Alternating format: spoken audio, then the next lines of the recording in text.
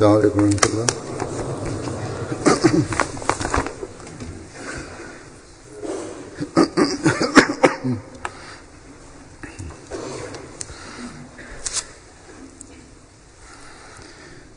أشهد أن لا إله إلا الله وحده لا شريك له وأشهد أن محمدا عبده ورسوله أما بعد فأعوذ بالله من الشيطان الرجيم بسم الله الرحمن الرحيم الحمد لله رب العالمين الرحمن الرحيم مالك يوم الدين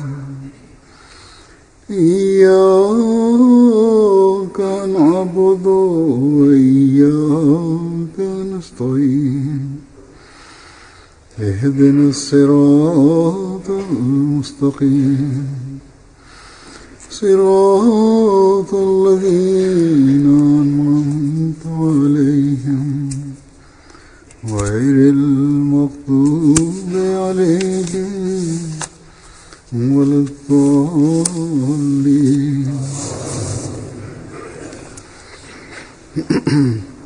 يا أيها الذين آمنوا إذا نودي للصلاة من يوم الجمعة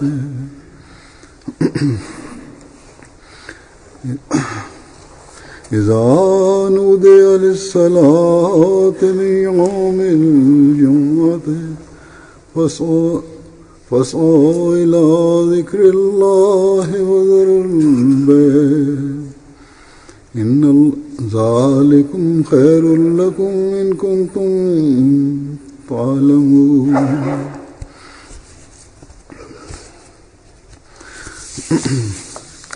وإذا قضيت الصلاة فانتشروا في الأرض وابتغوا من فضل الله واذكروا الله كثيرا لعلكم تفلحون وإذا رأوا تجارة أو لهوا انفضوا إليها وتركوك قائما قل ما عند الله خير من اللهو ومن التجارة والله خير الرازقين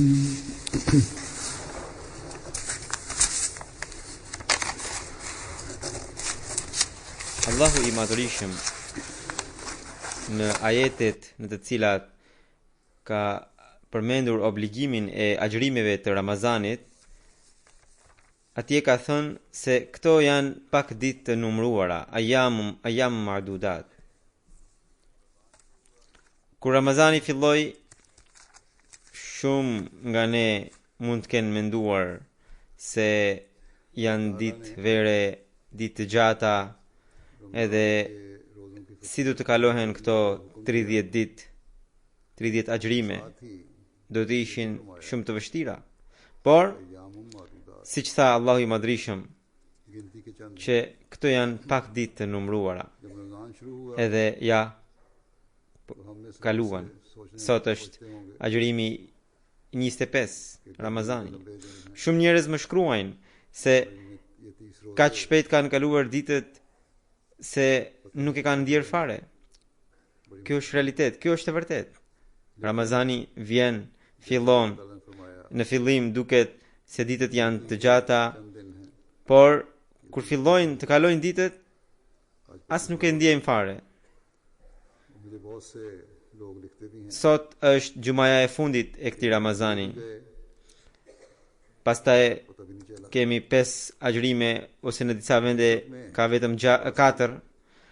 Edhe në këto 4-5 ditë, gjithkush nga ne duhet të përpiqet që nëse ka mbetur në një mangësi जब दिन गुजरना शुरू होते हैं तो gjatë ditëve të Ramazanit, Ramzan का për sa i përket përfitimit 5 बाद जगहों पर të denj nga këto ditë, शायद 4 रोज le të bëjmë dua në këto 4-5 ditë që इन 4 Zoti të na mbulojë gabimet, të na mëshirojë कोशिश करनी चाहिए dhe कोई कमियां mos na privojë nga bekimet e Ramazanit. Ramzan से Sot, siç u thash, është gjumaja e fundit e këtij Ramazani, तो उन्हें हम इन दिनों të cilën në përgjithësi njerëzit e quajnë gjuma e lamtumirse. पर्दापोशी फरमाए Muslimanët e zakonshëm këtë gjuma e pandehin si gjuma से महरूम न e fundit e Ramazanit edhe kanë një koncept se gjoja se në këtë gjuma do të pranohen të gjitha lutjet edhe kjo do të jetë një kompensim për të gjitha adhurimet që ata nuk kanë bërë gjatë vitit. Dhe मानों में तो po ashtu इस जुमे को ata mund ta përmbushin detyrën e krejt adhurimeve të vitit तसव्वुर रखते हुए në këtë gjumë të vetme. Por ky nuk është koncept i një besimtari të vërtet. Ky koncept është krejtësisht i gabuar. सारे साल की Një besimtar i vërtet, një ahmedian, नमाजें këto mendime और हर किस्म की इबादतों i kujton sikur janë हक भी अदा हो जाता है për të përqeshur me fen, me besimin. लेकिन Ne kemi një mirësi shumë të madhe एक हकीकी moment të Zotit të Madhërisëm që ai na mundsoi ये एक इंतहाई गलत ta तस्वुर है pranojmë të dërguarin e tij, shërbëtorin e vërtet të profetit Muhammed sallallahu alaihi wasallam, और ऐसी सोचें दीन के साथ इस्तेहजा करने वाली i चीज cili na liroi nga këto koncepte të gabuara अल्लाह ताला का बहुत बड़ा एहसान dhe na tregoi कि हमें rrugën e vërtet, इस जमाने mësimet e vërteta të Islamit भेजे हुए और उसके फिर dhe na tregoi rrugët हजरत që na çon drejt afërsisë me Zotin e Madhërisëm. Një herë dikush pyeti Mesiun e premtuar alayhi salatu wasalam në një mbledhje se muslimanët kanë zakon se ditën e gjumas së fundit të Ramazanit की रहनुमाई फरमाई falin 4 recate namaz, të cilat i quajnë qaza e umri. से Dhe qëllimi i këtij namazi është që të kompensohet एक दफा të kompensohen namazet që nuk janë falur gjatë vitit. A ka ndonjë bazë ky namaz? Është i lejuar apo jo? Kjo është e pyetja. Dhe Mesiu premtuar alayhi salatu wasalam duke u përgjigjur tha se kjo është një veprim i kot. कज़ाए उम्री रखते हैं Ai tha se ai që कि गुज़श्ता qëllimisht जो अदा nuk i fal namazet gjatë vitit इसका duke menduar se do t'i fal 4 recate në ditën e gjumas së fundit si qaza e umri, ai ka bërë mëkat. Kurse ai që fal këtë ditë 4 recate duke u penduar me synimin se në të ardhmen nuk do t'i lë namazet, जो शख्स atëherë ai nuk ka bërë ndonjë gjë të keqe. साल भर Mesiu premtuar alayhi salam thot se ne japim përgjigjen e Hazrat Aliut edhe në këtë rast. करूंगा तो वो गुनाहगार है Ajo ngjarja e Hazrat Aliut është që e ka treguar vetë Mesiu premtuar alayhi salam, thotë që një herë dikush और इस नियत falte namaz në një kohë तर्क ना कर të palejueshme. Dikush e pyeti Hazrat Aliun, i tha Hazrat Aliut se ju jeni kalifi i kohës, pse nuk e ndaloni këtë njeri?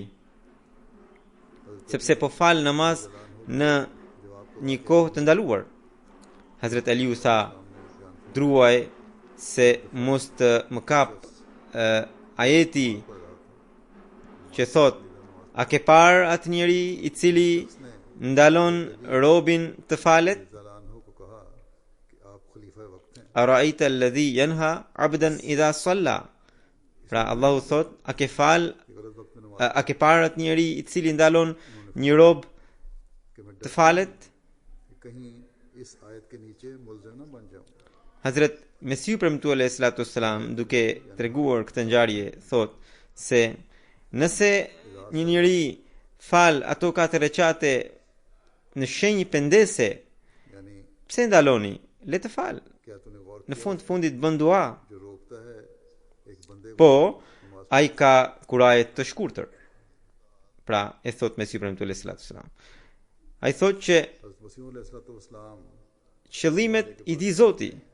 Edhe për këtë arsye edhe Hazrat Aliu radhiyallahu anhu u tregua I kujdesshëm सरकार के मुआफ़ात करता है dhe पढ़ने दो क्यों मना करते duke करता है ये जो जारत में पढ़ रहा है duke marrë parasysh fjalët e Allahut që ara'aita alladhi yanha 'abdan idha salla, a ke parë atë njeri I cili e ndalon robin të falet, u tregua I kujdesshëm edhe nuk e ndaloi atë njeri. हज़रत अली रज़ी Kështu që edhe Mesiu premtuar alayhi salatu wassalam thot se edhe unë nuk e ndaloje, और उस por सामने रखते हुए gjithashtu sqaroi se një njeri I tillë ka kuraje të shkurtër अब्दन इज़ा सल्ला dhe nëse सामने रखते हुए qëllimi I atij është vetëm t'i kompensojë namazet e vitit मसीह मौद edhe nuk është I përmirësimit edhe I pendesës, ये फतवा दिया लेकिन ये साथ वादे फरमाते atëherë ai ka bërë gjuna. कि ये पस्त हिम्मती है Prandaj और në xhamatin musliman Ahmedia nuk ekziston asnjë koncept I namazit të tillë që quhet qazaje umri. Ne kemi pranuar imamin e kohës इसलिए उसे पढ़ी dhe ne kemi pranuar me kushtin और आज që की तौबा मैं आइंदा बकायदगी से नमाजें पढ़ता रहूंगा do të lirohemi nga bidatet, अगर इस्लाह की नीयत नहीं do të japim përparësi besimit mbi botën. ऐसा शख्स E kur kemi bërë be बस जमात se do të japim përparësi besimit mbi botën, उम्र का कोई तसव्वुर नहीं si mund të lind pyetja për të lënë namazet e si mund të lind pyetja për të lënë xhumat? और इस शर्त Nëse ne kemi ndonjë koncept të xhumas lam të mirë se e kemi një koncept krejtësisht tjetër. Dhe दुनिया पर मुकद्दम रखेंगे një ahmedian I vërtet और जब दीन को मुकद्दम करने duhet ta ketë një koncept të tillë, edhe ai është नमाजें छोड़ना që ne me zemër të madhe जुमा छोड़ना कैसे po I themi lam të mirë ये sa I gjumaje, जुमातुल विदा का तसव्वुर है duke u lutur që बिल्कुल और तसव्वुर है pra në fakt nuk po I themi lam të mirë gjumas, por I themi lam të mirë këtyre ditëve të bekuara, pra muajit të Ramazanit. कि हम Dhe nga që gjumaja विदा कर रहे हैं është bërë mjet और इस सोच që ne të grumbullohemi në shumicë, के edhe për këtë arsye ne po I lutemi Zotit të Madhërisëm që ai të na mundsojë sërish që ato gjuma दिनों को që ne I kemi kaluar gjatë muajit të Ramazanit, ato bekime që ne kemi marrë gjatë muajit të Ramazanit, të tregohemi të qëndrueshëm në to me të gjitha aftësitë tona, edhe ta mirëpresim हम सब जब bashkë me to ta mirëpresim Ramazanin e ardhshëm. Ky duhet të jetë koncepti ynë.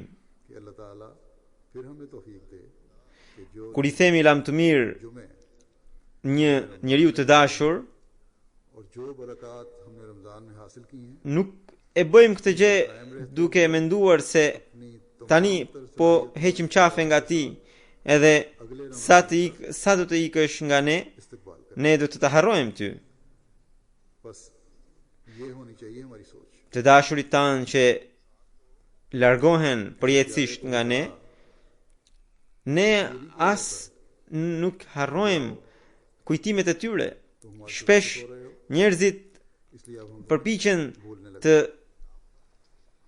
rifreskojnë veprat e tyre ose bëjnë ndonjë mirësi në emër të tyre për të mbajtur gjallë kujtimin e tyre. जो मुस्तकिल Besimtarët pastaj edhe luten इंसान तो për ta, ndërsa ata që largohen përkohësisht për shkak të angazhimeve të tyre, për shkak se kalojnë nga një qytet në një qytet tjetër ose nga një shtet në një shtet tjetër, या उनके नाम पर njerëzit ata as nuk I harron në asnjë mënyrë.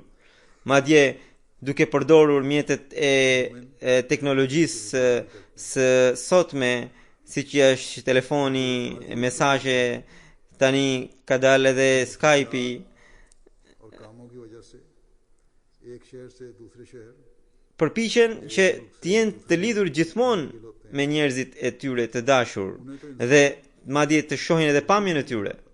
Kështu që और आजकल की सहूलियात ne asnjëherë nuk I themi lam të mirë një të dashuri, duke menduar se या मुख्तलिफ तरीके हैं मैसेजेस के nuk do të merremi më me ty për një vit apo për 2 vite. Edhe do të kemi mundësi të harrojmë. ये शुरू हो चुका है. इसके जरिए कोशिश होती है कि अपने प्यारों की E kur të na और उनकी takohesh prap, atëherë do të mendojmë se a do ta përmbushim detyrën tënde apo jo. Atëherë do të mendojmë se a do të kemi prap të njëjtën dashuri apo jo. A ndodh vallë një gjë e tillë në lidhjet e kësaj bote? निकल जाएगी. Nëse dikush bën, patjetër të gjithë e quajnë budalla. Por अब जब kur lind मिलोगे pyetja për देखेंगे कि तुम्हारे हक अदा करने qenien më të dashur, तुम्हारे से कोई प्यार का सलूक रखना है या नहीं. për atë I cili është Zoti I të gjithë botëve, बात में që na ushqen, që është I gjithëmëshirshëm, që është mëshirbërës, कोई që thot se përsosni besimin për mua, që thot se mos shkëputni lidhjen dashurore me mua, që thot se जो सबसे प्यारी है. zbatoni porositë e mia, sepse unë do t'ju dua më shumë se sa kushdo tjetër, dhe unë jam I denjë që ju të dashuroheni me mua. जो ये कहता है Ai që thot se përkujtoni gjallë,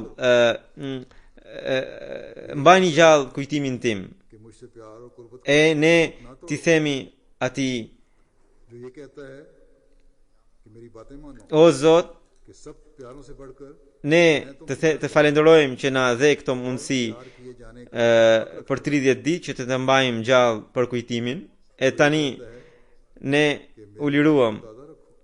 kush je ti उसे हम कहें e kush është Zoti ynë.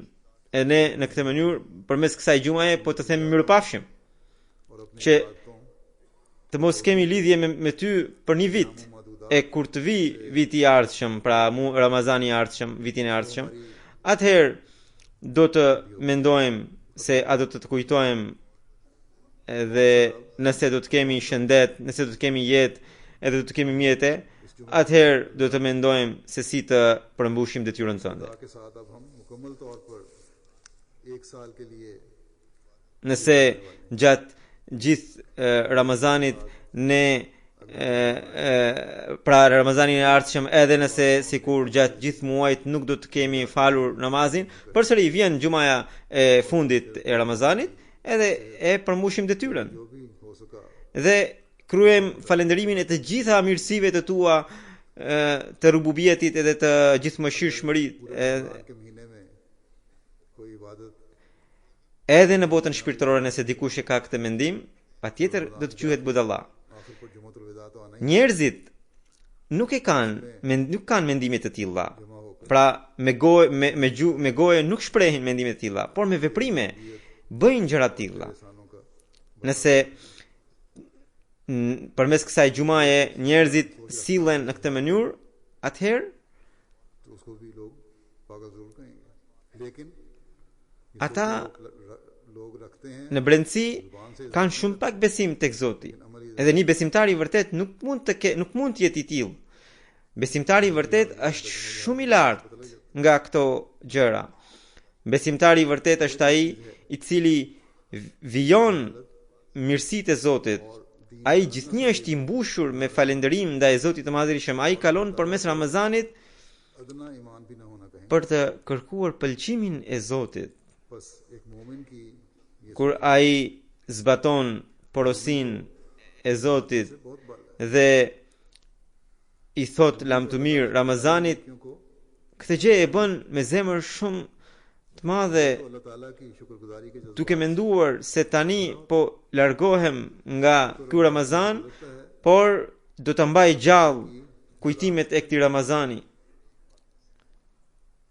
Mirësitë që kam fituar gjatë këtij Ramazani do t'i bluaj gjatë gjithë vitit. Ramzan को अलविदा कहता है Adhurimet që kam bërë gjatë këtij muaji do të mbaj gjallë edhe gjatë vitit. Dhe asnjëherë nuk do të lejoj veten të lëkundem për të ardhur drejt teje. Pra besimtarët e vërtet mendojnë se ne kemi parë gjatë muajit të Ramazanit pamje të jashtëzakonshme të dashurisë tënde, të dashurisë sate.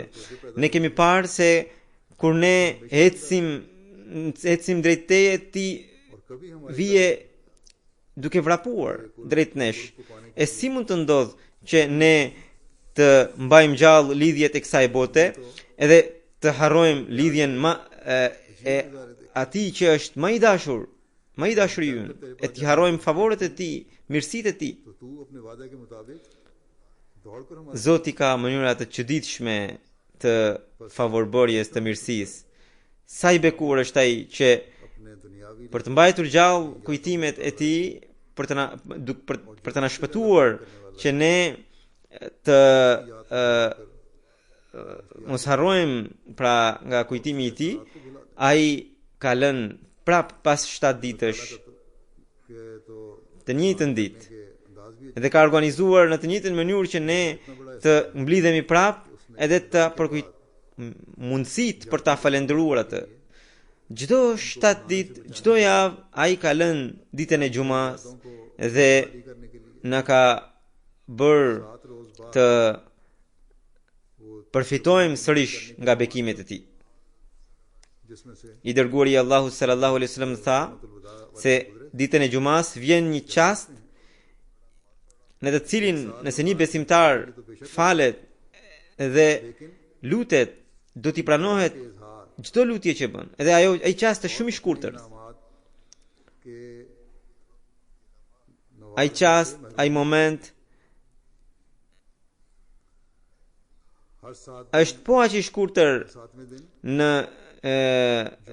xumat e Ramazanit, siç është në xumat e tjera jashtë Ramazanit. Kështu që pas ditës së sotme ne nuk do të shkëputemi nga këto çaste, हजरत por वसल्लम ने फरमाया ky çast do të na jepet edhe një herë pas 7 ditësh.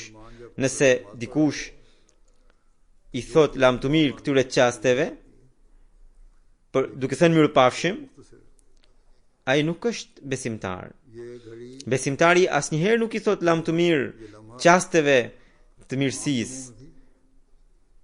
Besimtari vërtet asnjëherë nuk shkëputet nga Zoti i Madhërisëm. Madje ai gjithmonë rri i angazhuar për të mbajtur gjallë çastet e kujtimit të Zotit të Madhërisëm. Dhe gjithnjë është në kërkim të mirësisë हमें 7 दिन बाद दोबारा मिलने वाला dhe gjithashtu अगर कोई këto çaste, këto mjete për të kërkuar mirësitë e Zotit nuk janë të kufizuara.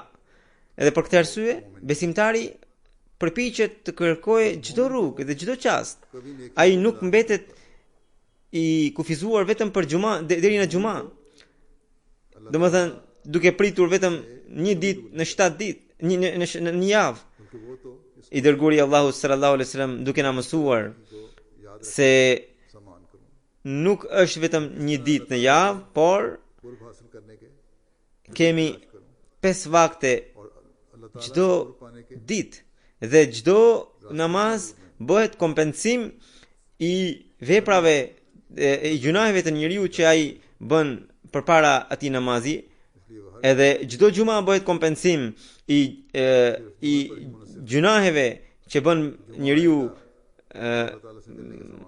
gjatë xumas së kaluar. हजरत सल्लल्लाहु Përveç se nëse nuk bën जल्द जल्द मिलने gjunahe të mëdha हासिल करने me qëllim edhe me vetdije. समझाते हुए बताया कि 5 नमाज Kështu që Zoti i Madhrishëm अगले जुमे ka lënë 5 vakte रमजान अगले रमजान तक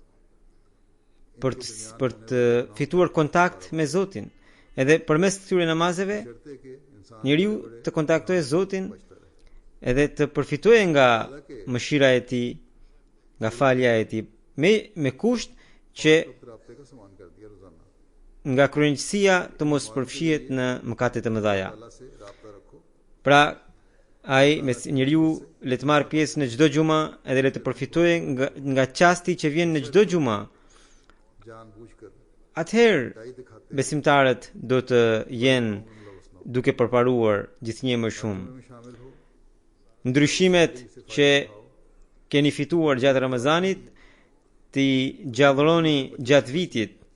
Dhe në këtë mënyrë, jo vetëm Ramazani, por i gjithë viti Ramzan mund të bëhet पैदा si mëshirë për ju, mund të sjellë mëshirë për ju. Edhe kështu do të liroheni nga zjarri. गुनाहों में मुलव्वस न हो Kështu që sot çdo kush nga ne le të bëj be që kjo xhuma, तुम सारा साल ky Ramazan अल्लाह की रहमत और बख्शिश के हकदार बन जाओ të na bëjë të përqendrohemi në namazet tona edhe më shumë. हर एक ये अहद करे Të na bëjë të përqendrohemi në xhumat tona edhe më shumë. ये Ramzan Dhe mirësitë që kemi bërë gjatë muajit të Ramazanit ose ato që kemi mësuar gjatë këtij muaji, हमारे जुमों की अदायगी ti përcjellim maksimalisht, të përpiqemi maksimalisht të përcjellim deri në Ramazanin e ardhshëm. और जो Kështu që vëmendja jonë ने की हैं që është shtuar gjatë këtij muaji duhet të हम तक पहुंचाने ne duhet të bëjmë betim që ta përforcojmë këtë edhe deri në vitin e ardhshëm, edhe deri në muajin Ramazanit e ardhshëm. जो हमारी तवज्जो Kështu që Ramazani i ardhshëm ne të jemi të gatshëm दवाम हासिल करने का kur të hymë në Ramazanin e ardhshëm të jemi të gatshëm për të ताकि अगले Ramzan të kaluar një tjetër shkallë. तकवा के लिए हमारी Edhe atëherë ne të saktojmë synime të reja, akoma më të larta. Edhe kështu ne të lartësohemi gjithnjë më shumë. एक मंजिल तय कर चुके हैं Dhe kështu gjithnjë më shumë t'i afrohemi Zotit me Zotin e Madhërisëm. के लिए Të njohim Zotin e Madhërisëm gjithnjë më shumë. ताकि नेकियों में बढ़ते चले जाने वाले हों और खुदा ताला के मजीद करीब हों Ka shumë उसकी ज़ात prej nesh të cilët ende करने वाले हों kanë nevojë për të kaluar shumë nivele për t'ju afruar Zotit të Madhërisëm. Ne nuk mund të themi se kemi kaluar të gjitha nivelet. हम में से तो अभी बहुत से हैं Nëse ne për këto nivelet do të përcaktojmë vetëm Ramazanin, atëherë edhe e gjithë jeta jonë do të jetë e pakët. Edhe kështu ne nuk mund t'i arrijmë synimet. अगर इन मंजिलों को तय करने के लिए हम सिर्फ रमजान का ही Madje mundet që गुजर जाएंगे shkujdesja jonë pas Ramazanit të mund të na sjell përsëri aty ku ishim शायद फिर përpara. हासिल ना हो Kështu që edhe gjatë këtij muaji të Ramazanit, hutbet që kanë mbajtur ishin rreth temave si takva, फिर वहीं lutja, pra dua dhe detyrimet ndaj Zotit, edhe më e rëndësishme për tyre është adhurimi ndaj Tij, edhe po ashtu detyrimet ndaj njerëzve të tjerë dhe përvetësimi i moraleve të larta. Këto ishin temat që i kam trajtuar gjatë xhumave të Ramazanit. Pas çdo xhumas më vinin shumë letra të antarëve të xhamatit, të cilët shprehin वगैरह के मज़ामीन शामिल थे mirënjohjen e tyre, duke thënë se na keni tërhequr vëmendjen përmes thënieve të Mesihut premtuar sallallahu alaihi wasallam rreth këtyre pikave të rëndësishme. Por कि हमें याद दहानी shumë mirë që ju vjen mirë, por से हमें kjo do t'ju bëj dobi atëherë kur do t'i bëni këto gjëra pjesë të jetës suaj. Siç ju kam thënë edhe duke u referuar haditheve të Muhamedit sallallahu alaihi wasallam që çdo xhuma ka rëndësinë e saj. Rëndësia e xhumas nuk është e kushtëzuar me Ramazanin e as me xhuman lam të mirëse, për të ashtu quajtur lam të mirëse. Pra, कि हर जुमे की अहमियत है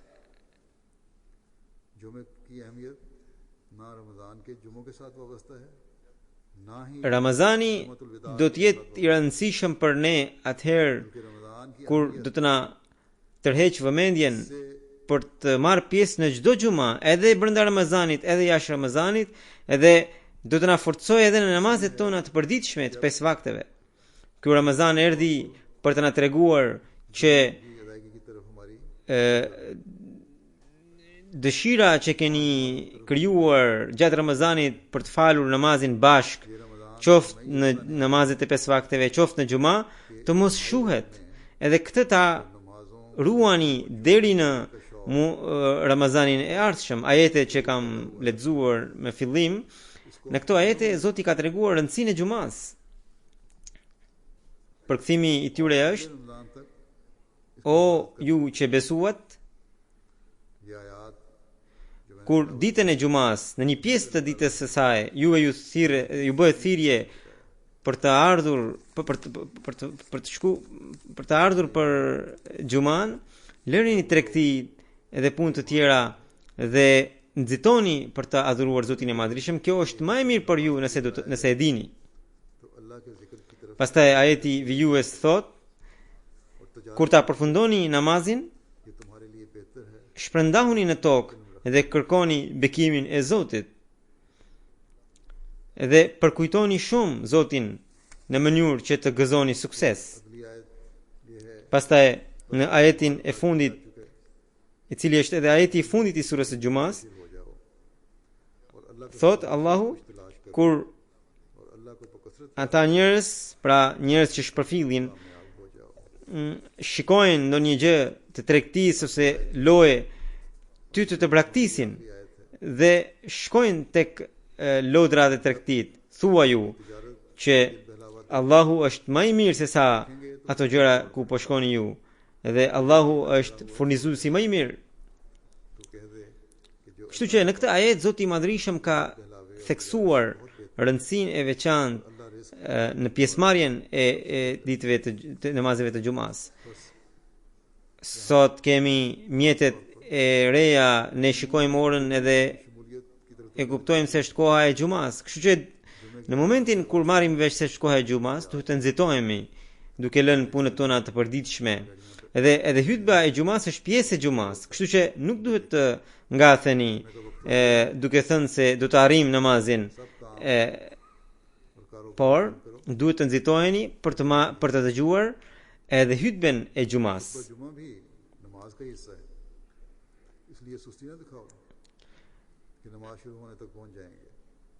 Dua t'ju them edhe një gjë tjetër shumë të rëndësishme në lidhje me xuman. Në këtë kohë Zoti i Madhërisëm e ka bekuar xhamatin me kanalin MTA. Në vendet e Evropës edhe në disa vende të Afrikës, koha e namazit të xumas thuajse është e njëjtë. Nëse është kështu, ata duhet të dëgjojnë hutben e kalifit të kohës. Kjo është një mirësi e Allahut të Madhërisëm mbi ne, që ai na ka dhënë këtë mjet, edhe këtë mjet për të krijuar unitetin e xhamatit. Edhe në vendet ku koha e faljes së xumas ndryshon, ahmedianët duhet ta dëgjojnë hutben e kalifit të kohës, qoftë të ritransmetuar nëse jo drejt për drejt. Gjithashtu, misionarët dhe imamet e xhamive le të marrin shënime nga hutbet dhe ato t'i përcjellin në xhamatet e tyre të njëjtën ditë ose një ditë më vonë ose në javën e ardhshme.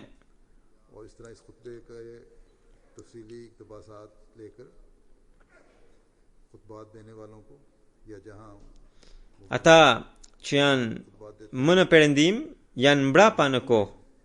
Tani atje është mëngjes. Andaj ata mund ta dëgjojnë hutben që në mëngjes ose të paktën të njëjtën ditë. E nëse shkojmë në lindje, ata janë para nesh. Atje po bëhet mbrëmje. Ata le ta dëgjojnë në xuman e ardhshme. Ky është një mjet shumë i fuqishëm i unitetit të xhamatit. Madje Zoti i Madhërisëm ka bërë një lidhje të veçantë të epokës së Mesihut premtuar selam me xuman. Dhe këtë lidhje e ka forcuar edhe përmes hutbeve të kalifit të kohës, duke shpikur këtë mjet.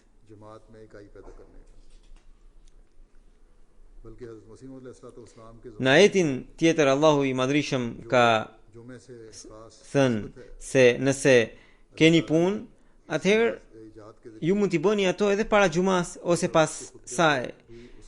Në kohën e gjumas, sidomos, nëse nuk do t'i bëni këto punë edhe vini për gjuman, atëherë do të merrni bekime edhe në punët tuaja të kësaj bote, bekime prej Zotit të Madhrishëm. Kështu që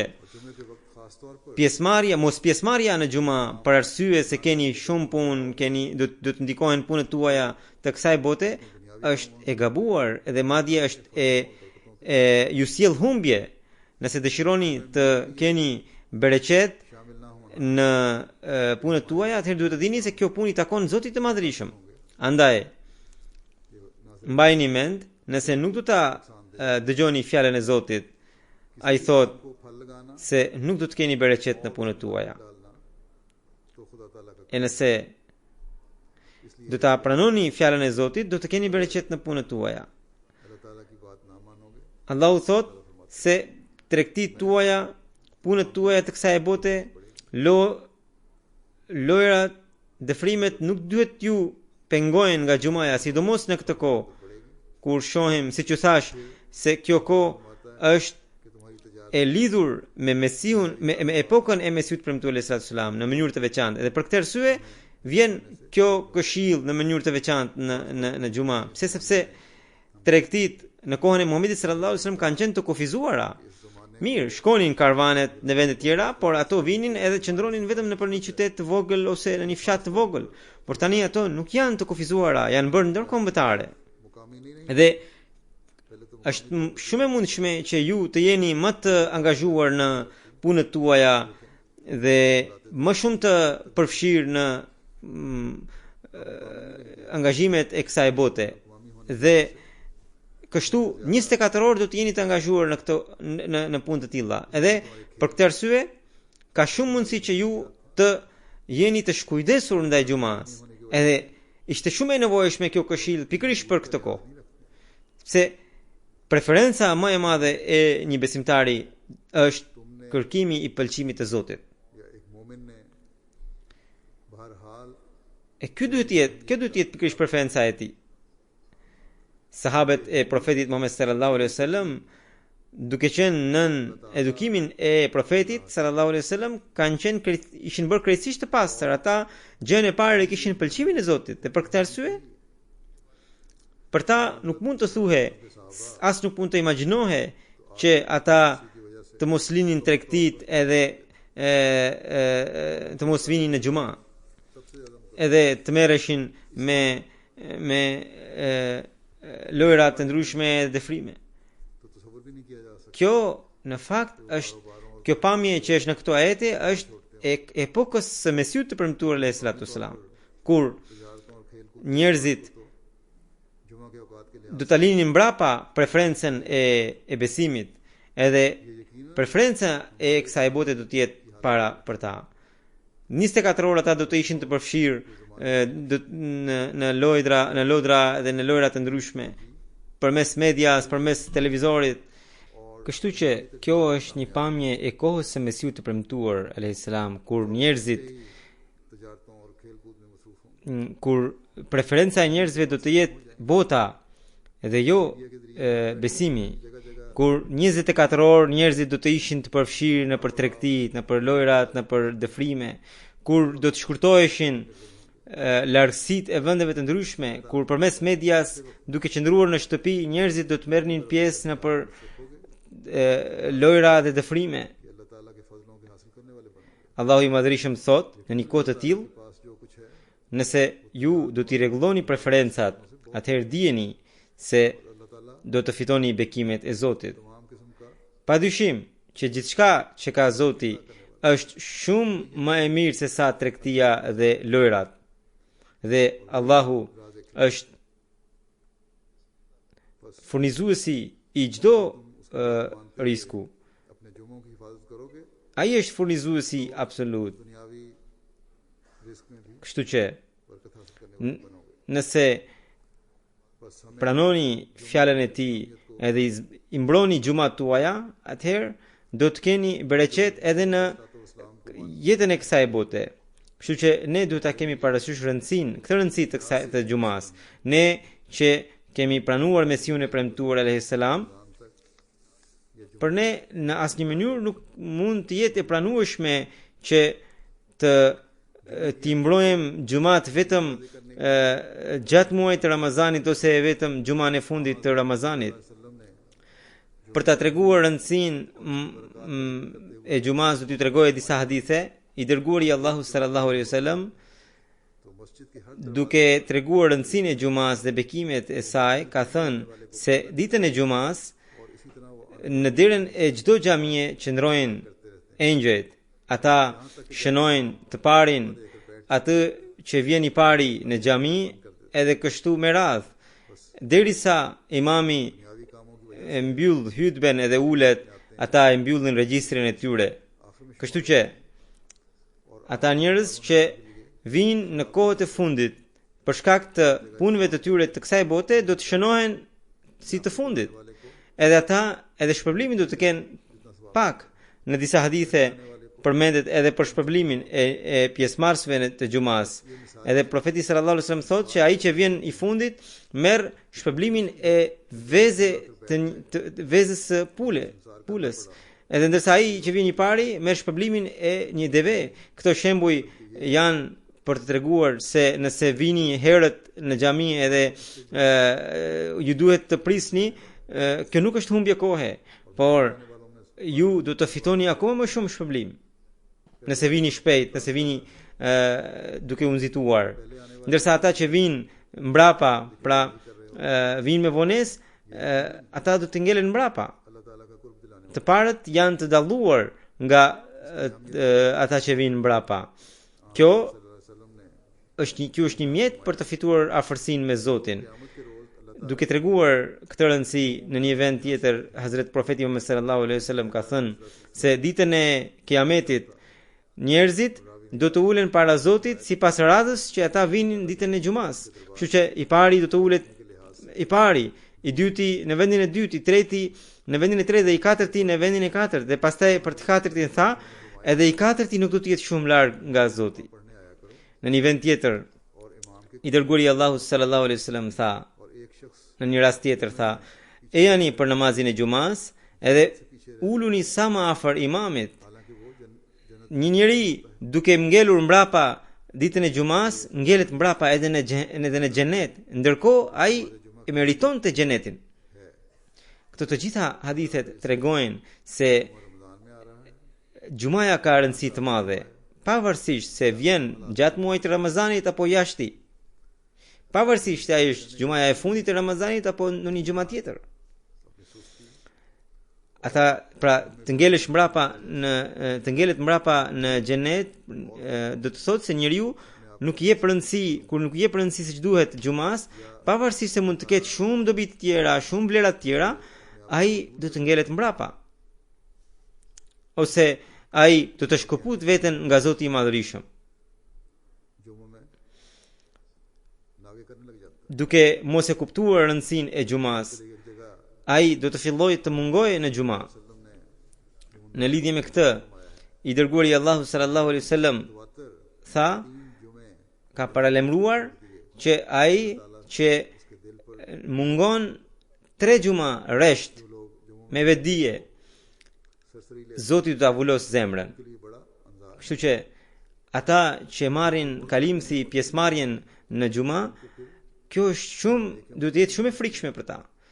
Vulosja në zemër do të thotë se njerëzit e tillë nuk do të kenë më mundësi as të bëjnë vepra të mira, e as do të gëzojnë pëlqimin dhe dashurinë e Zotit. Kështu që çdo hadith na tregon shkoqur që çdo xuma është e rëndësishme. Dhe ne duhet të bëjmë maksimumin që të marrim pjesë në çdo xuma. Megjithatë, ka edhe pengesa, ka vështirësi, ka përjashtime, në fakt, disa Zoti vetë i ka përjashtuar. Zoti nuk është mizor. Ai ka lënë edhe përjashtime. Ata që janë që përfitojnë nga ky përjashtim, vetë profeti sallallahu alajhi wasallam i ka përmendur. Ata janë sot sklavi, gruaja, i sëmuri dhe fëmia. Të gjithë këta janë të përjashtuar nga obligimi për të marrë pjesë në xuma. Ata nuk janë të detyruar për të marrë pjesë në xuma. Pra këtu është edhe vjen edhe ky sqarim sepse më shkruajnë disa gra dhe madje ankohen duke thënë se në organizatorët në disa vende na pengojnë sepse vi me fëmijët edhe më na thonë se fëmijët do të bëjnë zhurmë. Atyre dua t'ju përgjigjem se vetë profeti sallallahu alaihi wasallam ju ka dhënë leje edhe juve edhe fëmijëve. Kështu që në vendet ku nuk ka organizim për gratë me fëmijë, ato le të mos vinë për xhuman, sepse për të dyja, edhe për gratë edhe për fëmijët nuk është e obliguar xhumaja. Kjo pyetje ishte bërë edhe Mesiut premtuar alayhi salatu wassalam, edhe ai tha se vetë profeti sallallahu alaihi wasallam nëse ka caktuar diçka, çfarë mund t'i shtojmë ne? I dërguari Allahu sallallahu alaihi wasallam ka bërë që gratë kanë përjashtim nga obligimi i xumas. Kështu që ky është vetëm për burrat. Nëse ata nuk janë të sëmur, pra burrat nëse nuk janë të sëmur dhe nëse nuk kanë ndonjë arsye të shëndosh, ata duhet të vinë në xhuma. Hazrat Mesiu premtuar alayhi salatu wassalam kishte nisur një peticion në vitet 1895-96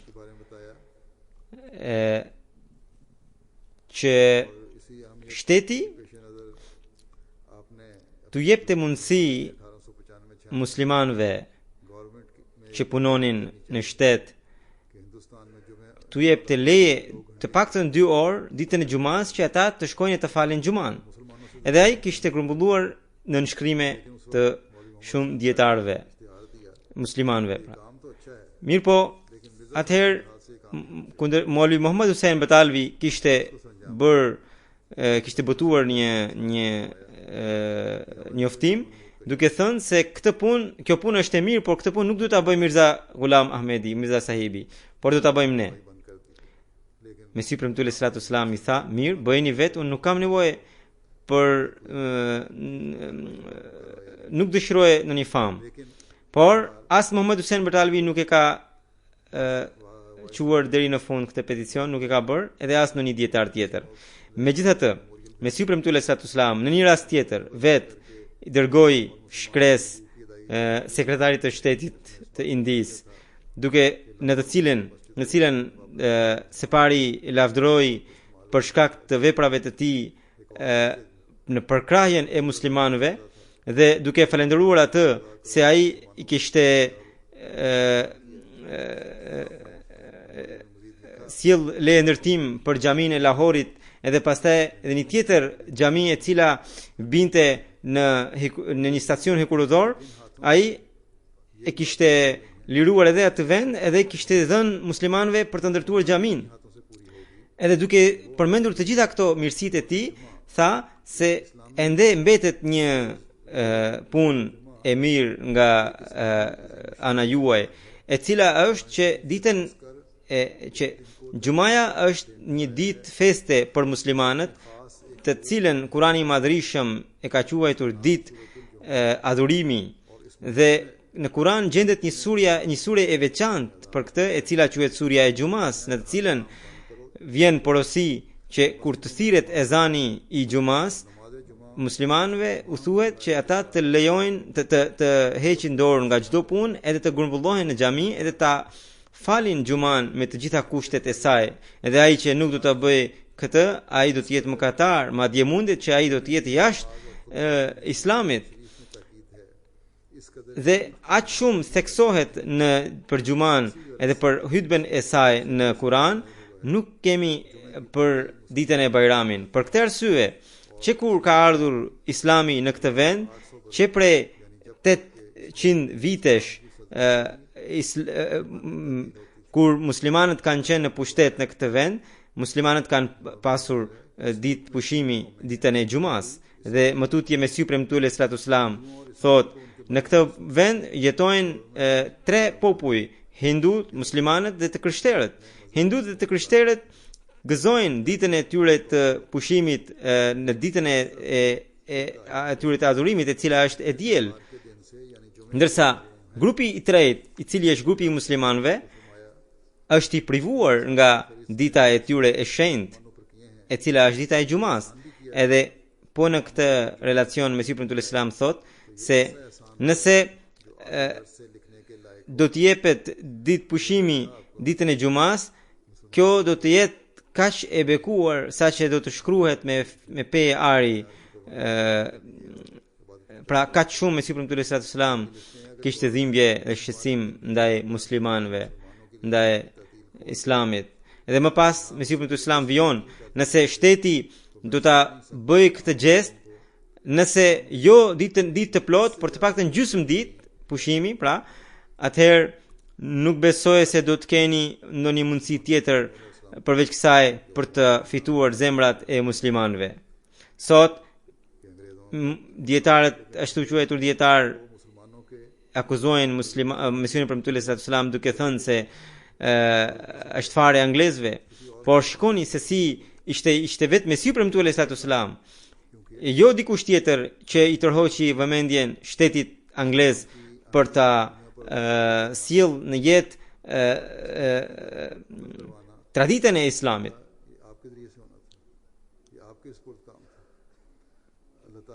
Pra, kjo do të bëhet përmes Mesihut të premtuar sallallahu, që Islami të përhape në të gjithë botën.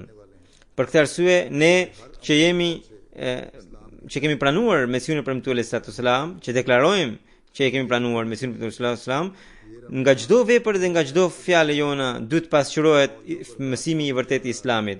Ne duhet të bëjmë betem që bekimet që ka sjell Ramazani edhe po na largohet, ne t'i bëjmë pjesë të jetës sonë. Ne të bëjmë betim që të shfaqim pasqyrën e Islamit jo thjesht për një muaj, por gjatë gjithë jetës sonë sipas betimit që kemi bërë me imamin e kohës.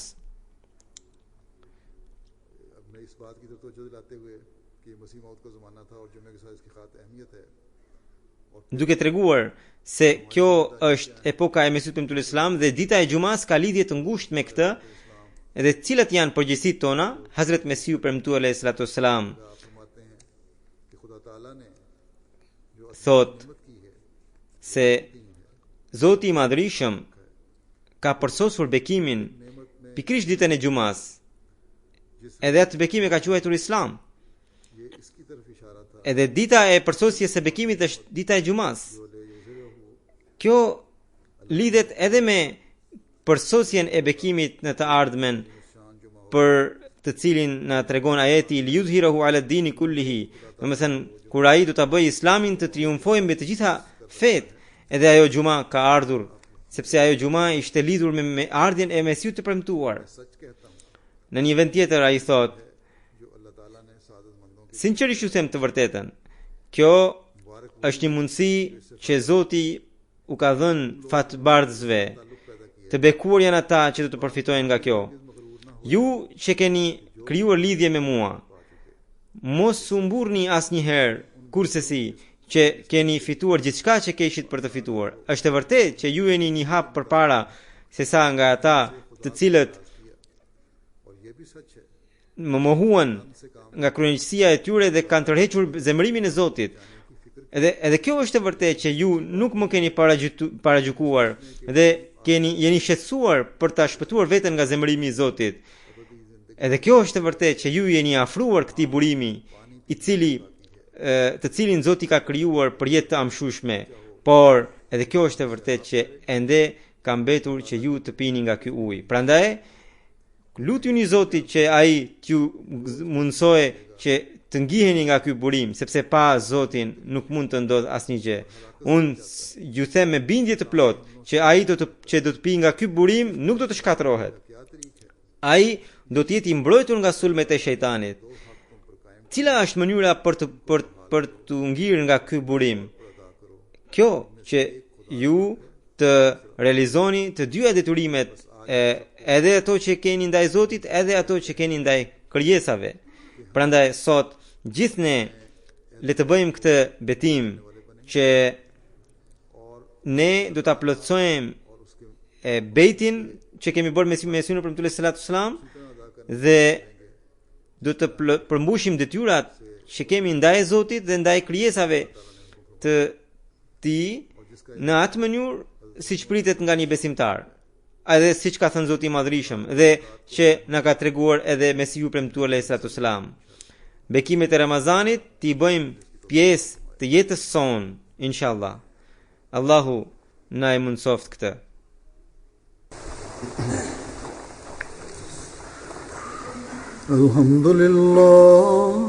Alhamdulillah nahmaduhu wa nasta'inuhu wa nastaghfiruhu wa nu'minu bihi wa natawakkalu alayhi wa na'udhu billahi min shururi anfusina wa min sayyiati a'malina. من يهده الله فلا مضل له ومن يضلل فلا هادي له ونشهد أن لا إله إلا الله ونشهد أن محمدا عبده ورسوله. عباد الله رحمكم الله إن الله يأمر بالعدل والإحسان وإيتاء ذي القربى وينهى عن الفحشاء والمنكر والبغي يعظكم لعلكم تذكرون. اذكروا الله يذكركم وادعوه يستجب لكم ولذكر الله أكبر.